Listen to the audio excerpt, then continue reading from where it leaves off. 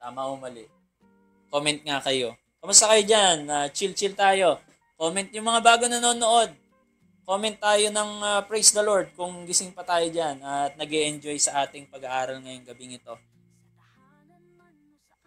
So, may tanong si Pastor, ang Areopagus po ba ay Council of Athens? Ayan, nagtatanong si Bishop. Ipapaliwanag natin dito, Bishop, Pastor. Ayan.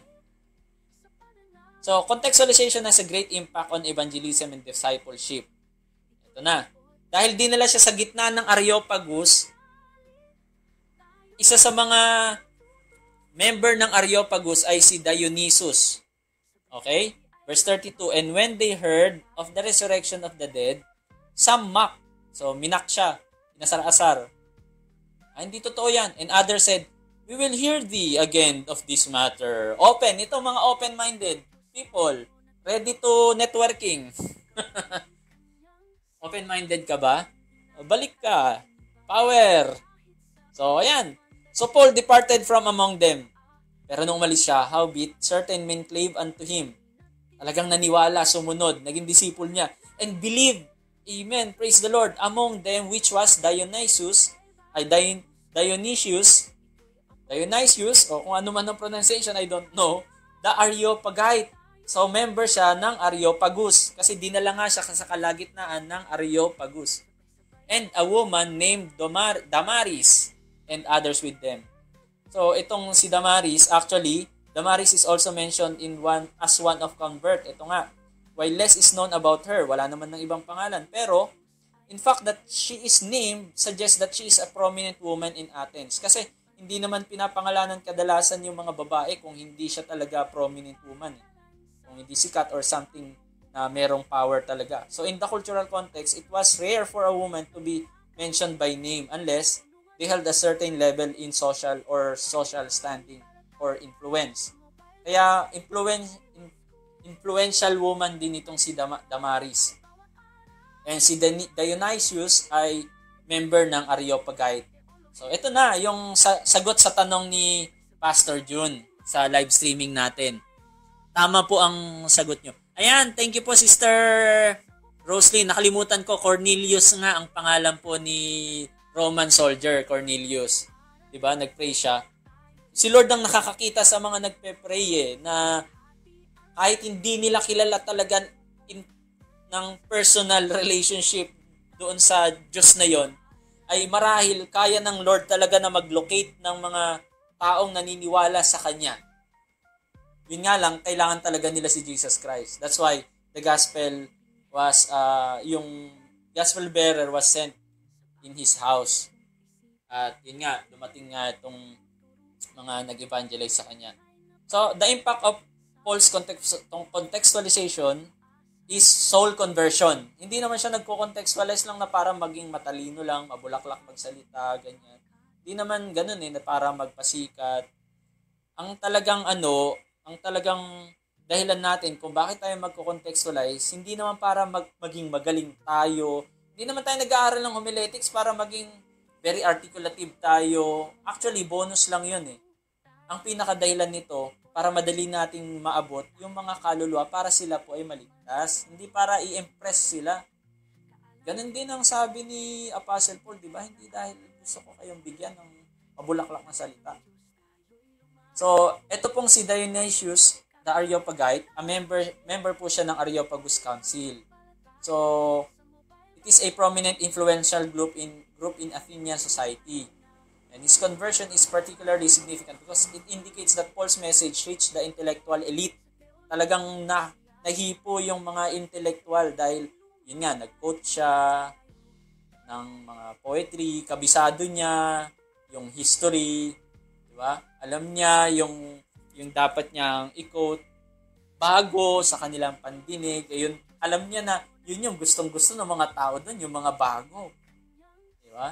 Alam niyang i-touch yung heart ng mga kanyang bibigyan ng mabuting balita.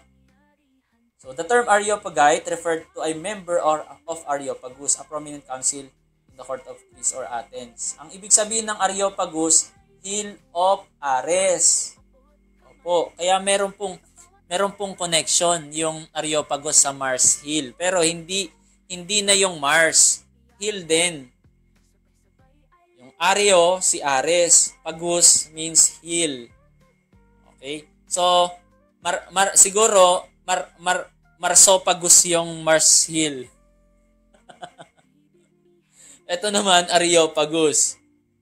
Or Mars Hill. Oh, ayan, Hill of Ares. Ay, si Ares po pala si Mars. Oo. Tama po kayo. So, was both a physical location and important judicial governing body. So, ang role ng Areopagus, originally, a place where the council met.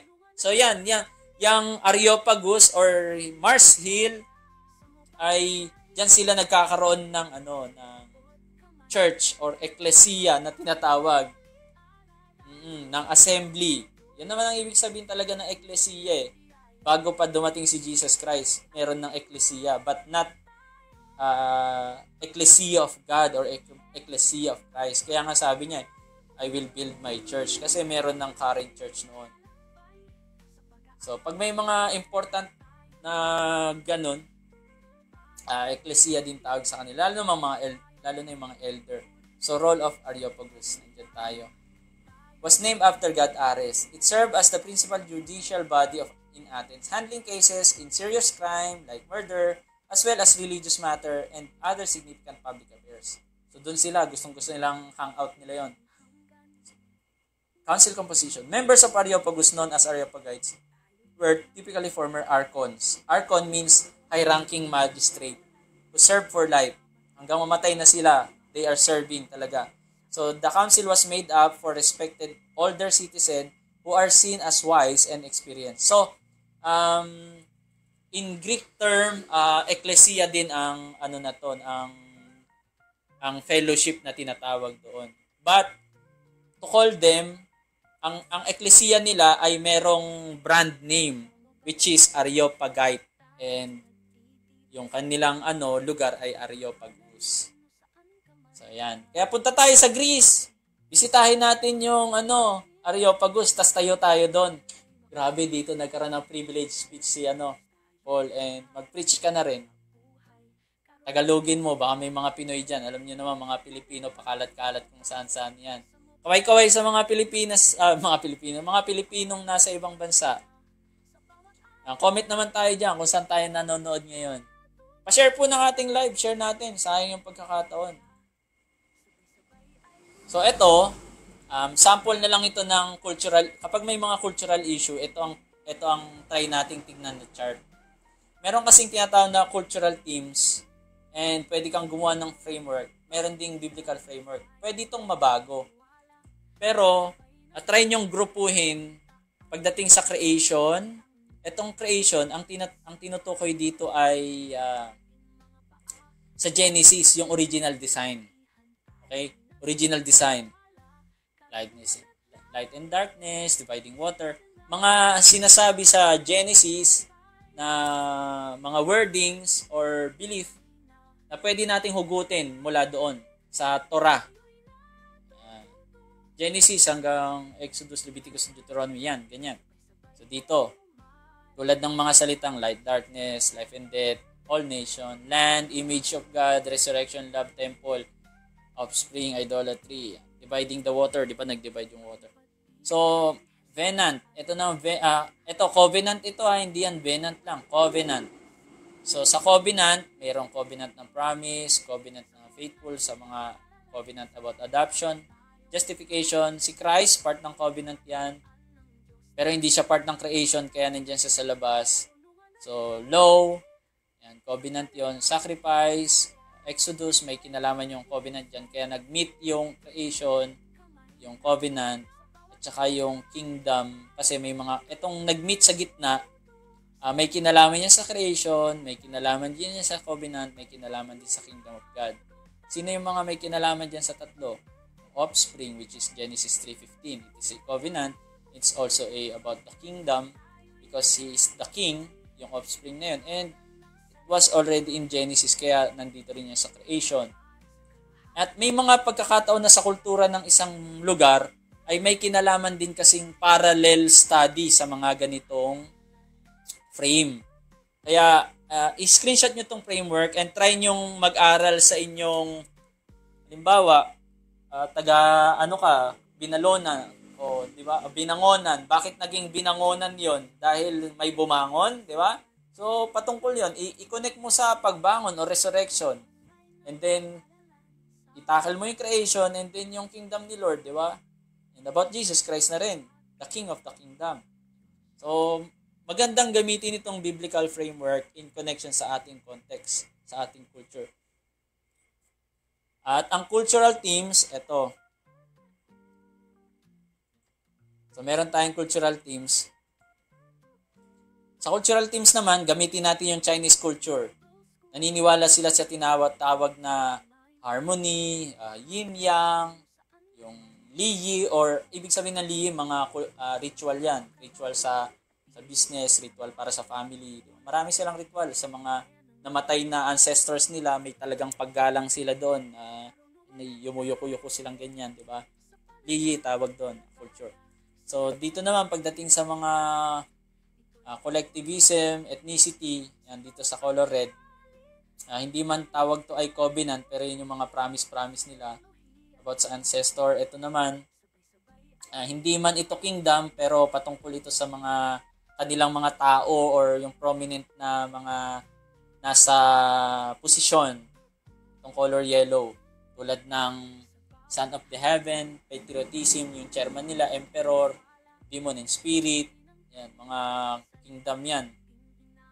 Kingdom of darkness, filial piety, loyalty, ancestors, identity, faith, idolatry. So, ito yung cultural themes. Hatiin nyo rin sa tatlo. Merong mag-overlap and merong hindi. Iisipin nyo kung alin sa tatlo yung mag-overlap sa hindi. Tatlo talaga yung pinakamagandang gawin na framework. And sa theology, meron akong isang ginagawa na may ganito rin po na framework, and I will reveal it sometimes pag lutong-luto ko na.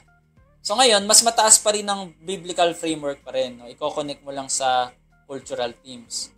And then, lilitaw yung tinatawag na ethnocentrism. At kadalasan sa mga missiologists, mga nagmi-mission, they're studying this ethnocentrism. And yung culturalization. Isang subject po yan sa mga kumukuha ng missiology. So, ayan, ito, begin with first three circle. Paano ba yung gawin? So, ayan, begin with first three circle, and then yung second, yung sa culture. And then, titignan mo na itong tatlong side, yung covenant, yung kingdom, and yung creation. So, itong tatlo lang, mag-strict kayo sa 3 lang. Kasi almost everything naririto eh. Lalo na yung salitang kingdom. Halos nandyan na rin lahat. So, how, why, what, and who.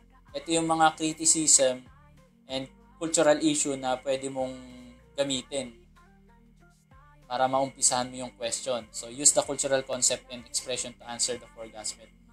So, ethnocentrism in the context of biblical culturization refers to the tendency to interpret, evaluate, and apply biblical teaching and practices from the perspective of one's own culture or norms and values. So, it often leads to assumption that one's own culture practices are superior or more correct than those of others. Yun ang problem nito.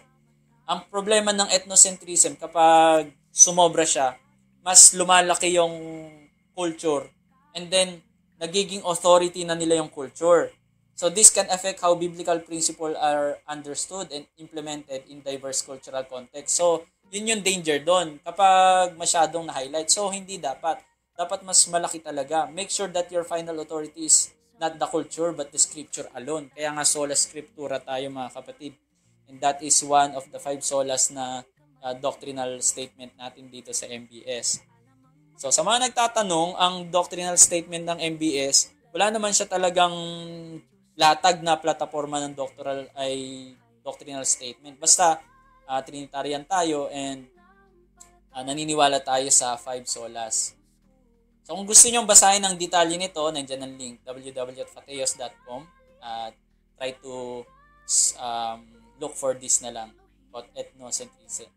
Ethnocentrism. Okay, so ayan lang. That's all for tonight. So in conclusion, the lesson we tackled highlights the importance of contextualization in both ancient and modern biblical teaching.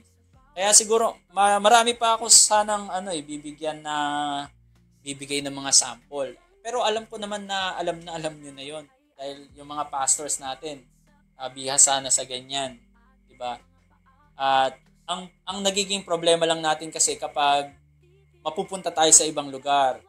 Ang isang application nitong contextualization, oo, sanay na tayo sa ating context or sa loob ng church. Pero pag in-invite ka, kailangan mag-research ka rin sa lugar na yon. Kung sa probinsyang ito, o kung sa lugar, saan galing yung pangalan ng kanilang lugar. And then, ano ba yung parang sikat na bali-balita dyan? Hindi naman sa nagmamarites ka, no? Pero try mo rin mag-research or mag-tackle ka ng isang piyesta nila sa lugar na yon or yung kanilang favorite dish, specialty, ganyan. And then, something, i-touch mo yung mga ganong bagay at gamitin mo para maantig yung kanilang puso at mapalapit lalo sa Panginoon. Hindi para magpasikat yon, kundi ang talagang target natin dito ay i-touch yung heart nila para lalong mapalapit sa Panginoon at yung mga hindi pa nalalapit sa Panginoon ay makakilala sa ating Panginoon. So yan po ang contextualization talaga. So contextualization involves adapting the gospel message to the cultural and historical and social context of the audience while maintaining the biblical integrity. Hindi dapat mako-compromise, alalahanin nyo, huwag nyong i-compromise ang Biblia. Unlike sa mga kumakalat ngayon, ayun na, parang yung out of context talaga eh. Ang daming aral na ganun, ano? At ayun, pag-pray na lang natin sila. Ewan ko ba. At minsan ginagamit yung Bible para mag-proselyte. Kumbaga, pag unique yung turo mo, first time nila maririnig, bago, ganyan. Tulad nung ginawa ni Paul di ba? Alam niyo naman ng mga tao, curious sa mga bago. At pag naunahan ka, mali ang paliwanag natin nung una, hindi naging maliwanag, tapos sila yung nagpapaliwanag na yung pala papunta sa kamalian, lugi tayo. Kaya mahalaga talaga mag-aral ng hermeneutics at saka homiletics, mga kapatid. And maraming salamat sa mga naririto na sumusubaybay. Tulad ni Apostle Paul, yung approach niya sa Marsil, where he engaged with the Athenians using their own cultural references, serves as powerful example of this practice. By understanding and relating to audience worldview, language, and customs are demonstrated by biblical figures like Paul, we can ensure that the timeless truth of the Scripture and the saving gospel of Jesus Christ resonate deeply and effectively in every context, including our own. Kaya pag naunawaan talaga natin itong contextualization, ni-apply natin ng contextualization, ay mas madadala natin yung timeless o walang pinipiling panahon na katotohanan. Maging noon, ngayon o magpakailanman, same pa rin tulad ni Jesus Christ, very timeless. He's the same yesterday, today, and forever. And even the scripture, ang sabi sa Bible, maglalaho ang langit at ang lupa, pero ang mga salita ko hindi magkakabula o hindi maglalaho, sabi ni Jesus Christ. And the saving gospel of Jesus resonate deeply and effectively. So may God bless every ears that will hear your message, pastors, co-pastors, co-ministers, co-layman, co-servant of God. And I pray that God would continually anoint our lips, dumalo yung kapangyarihan ng banal na espiritu katulad nung kay Apostle Paul na talagang dinala niya ang gospel at na-touch niya yung mga heart ng mga tao doon because he used only the available things or maybe yung mga kahit mismong religion nila na hindi naman mako-compromise ang gospel truth ay pwede din nating i-quote and divert it to the truth, yung mga lies na yon. So, purihin ang Panginoon. Naniniwala ako na patuloy nakikilos ang Panginoon sa inyo, sa ating lahat as we continue to deepen our knowledge and understanding by the divine wisdom of God. through Mobile Bible School and by the power of the Holy Spirit, because it's not by might nor by power but only by the Spirit of God kung bakit po tayo makakapagbigay o makakapag-share ng katotohanan patungkol sa salita ng Diyos. So, ayan, praise the Lord at purihin ang Panginoon. Maraming salamat sa mga sumubaybay at sa mga bago na naririto. Natapos na kami. So our time is 9:45 and we have 15 minutes to tackle about some things na inyong concern. Natapos na natin yung characterization, cause, composition, context, and ang natackle natin last time or ngayon ay contextualization. So next natin, contemporization and conclusion.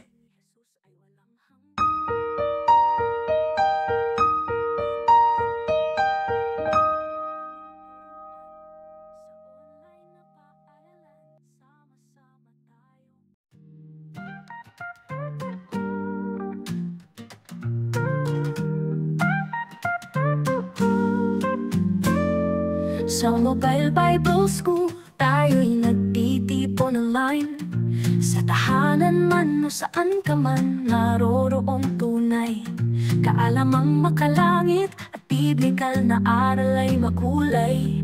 Sa biyaya ng Diyos, tayo'y lumalago sa buhay. Karunungan at lalim sa pananampalataya. Sa Mobile Bible School, ito'y abot kamay na. Sa bawat aralin, tayo'y natututo sa teolohiya at biyaya. Sabay-sabay ay lumalago tayo.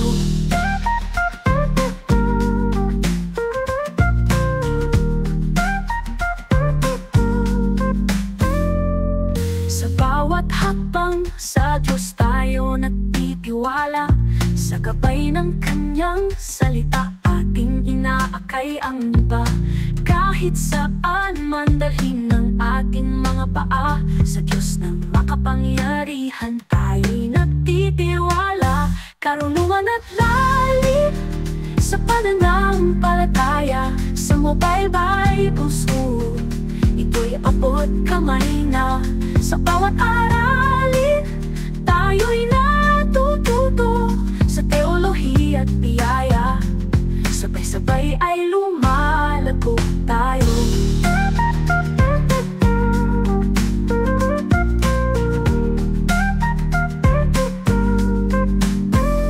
Ang pag-ibig ni Jesus ay walang hanggan. Sa bawat puso't isipan, tayo'y Kanyang tinuturuan. Sa online na paaralan, sama-sama tayong umaasa. Sa kaluwalhatian ng Diyos, tayo'y nagkakaisa. Karunungan at lalim sa pananampalataya. Sa Mobile Bible School, ito'y abot kamay na.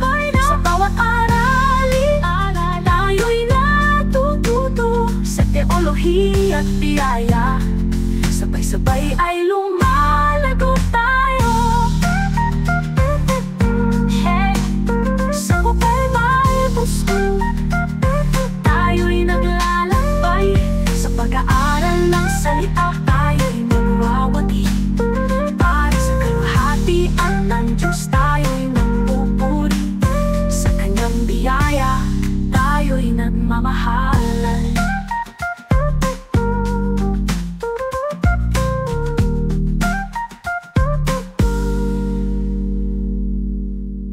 Pag-ibig ni Jesus ay walang hanggan. Sa bawat puso't isipan, tayo'y Kanyang tinuturuan. Sa online na paaralan, sama-sama tayong umaasa. Sa kaluwalhatian ng Diyos, tayo'y nagkakaisa.